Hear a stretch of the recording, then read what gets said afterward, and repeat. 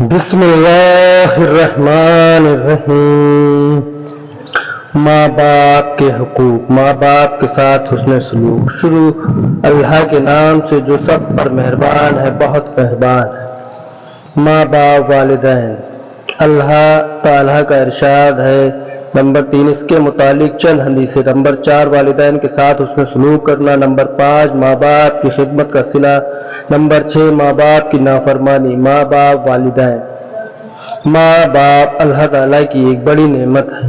خوش نصیب ہے وہ جو اس مت کی قدر صحیح وقت پر کرے، نہیں تو کتنی اولادیں ماں باپ کے مرنے کے بعد افسوس کرتی ہیں، یا خود ان کی اولادیں جب ان پر ویسے ہی سلوک کرتی ہیں جیسے یہ کبھی اپنے والدین سے کرتے تھے۔ اللہ تعالیٰ کا ارشاد ہے، اور تیرا پروردگار صاف صاف حکم دے چکا ہے کہ تم اس کے سوا کسی اور کی عبادت نہ کرنا، اور ماں باپ کے ساتھ احسان کرنا۔ اگر تیری موجودگی میں ان میں سے ایک یا دونوں بڑھاپے کو پہنچ جائیں تو ان کے آگے اف تک نہ کہنا، نہ انہیں ڈانٹ ڈپٹ کرنا، بلکہ ان کے ساتھ ادب و احترام کے ساتھ بات چیت کرنا۔ سورہ بنی اسرائیل آیت نمبر 23۔ اس کے متعلق چند حدیثیں۔ حضرت ابو ہریرہ رضی اللہ عنہ سے روایت ہے کہ ایک شخص نے حضور صلی اللہ علیہ وسلم سے پوچھا، یا رسول اللہ صلی اللہ علیہ وسلم، مجھ پر خدمت اور حسن سلوک کا حق سب سے زیادہ کس کا ہے؟ آپ نے ارشاد فرمایا، تمہاری ماں کا، پھر تمہاری ماں کا، پھر تمہاری ماں کا، اس کے بعد تمہارے باپ کا، اور اس کے بعد تمہارے قریبی رشتہ داروں کا، پھر جو ان کے بعد قریب ہو۔ صحیح مسلم۔ آپ صلی اللہ علیہ وسلم نے فرمایا، اپنے ماں باپ کے ساتھ نیکی کرو تاکہ تمہاری اولاد بھی تمہارے ساتھ نیکی سے پیش آئے۔ والدین کے ساتھ حسن سلوک کرنا۔ نمبر 1 اللہ تعالیٰ نے قرآن مجید میں ماں باپ کے ساتھ اچھا سلوک کرنے کا حکم دیا ہے، اور حضور پاک صلی اللہ علیہ وسلم نے ماں کے پیروں کے نیچے جنت اور باپ کو جنت کا دروازہ بتلایا ہے۔ نمبر 2 اپنے ماں باپ کو اف یا ہوں بھی نہیں کہا کرو، اور ہمیشہ نرم اور نیچی آواز سے بات کرو۔ ایک حدیث سے معلوم ہوتا ہے کہ اگر آپ ناراض ہو جاتے ہیں اور اگر آپ راضی ہے تو اللہ تعالیٰ بھی راضی ہوتا ہے۔ نمبر 4 ماں باپ کی زیارت کرنا اور ماں باپ کو دیکھ کر مسکرانا۔ اس عمل سے اللہ رب العزت بندے کے گناہوں کو معاف کر دیتا ہے۔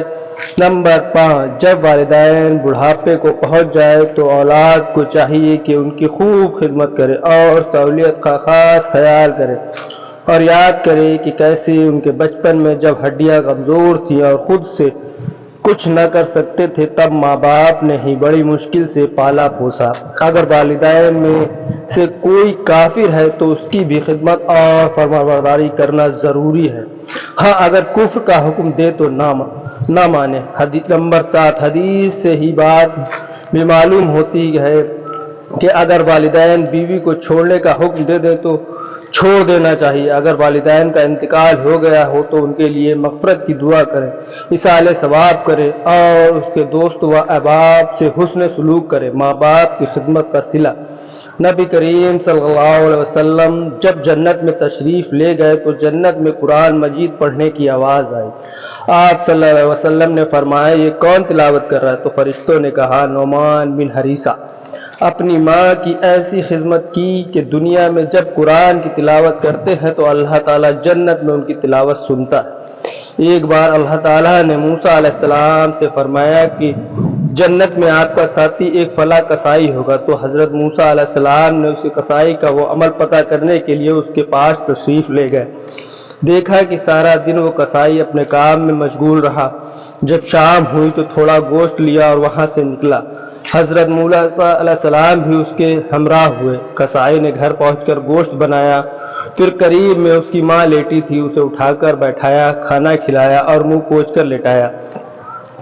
اس کی ماں کچھ بڑبڑا رہی تھی۔ موسیٰ علیہ السلام نے پوچھا، اے تیری ماں کیا بول رہی ہے؟ اس کسائی نے کہا، ناسمجھ ماں ہے، بول رہی ہے کہ بیٹے یا اللہ جنت میں میرے بیٹے کا ساتھی موسیٰ کو بنانا۔ اللہ اکبر۔ ماں کی نافرمانی۔ نمبر 1 ماں باپ کی نافرمانی گناہ کبیرہ۔ نمبر 2 والدین کی نافرمانی کرنے والے مغفرت شب قدر کی رات میں بھی نہیں ہوتی۔ نمبر 3، والدین کی نافرمانی کی سزا دنیا میں بھی ملتی ہے اور آخرت میں بھی آگ کا عذاب ہے۔ نمبر 4، 3 آدمی ایسے ہیں جن کو اللہ تعالیٰ قیامت کے دن دیکھے گا بھی نہیں۔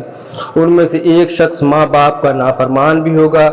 دین کی صحیح معلومات قرآن اور حدیث کے پڑھنے و سیکھنے سے حاصل ہوگی۔ انشاءاللہ ویڈیو کو شیئر ضرور کریں۔ دعا کی گزارش ہے۔ آمین ثم آمین۔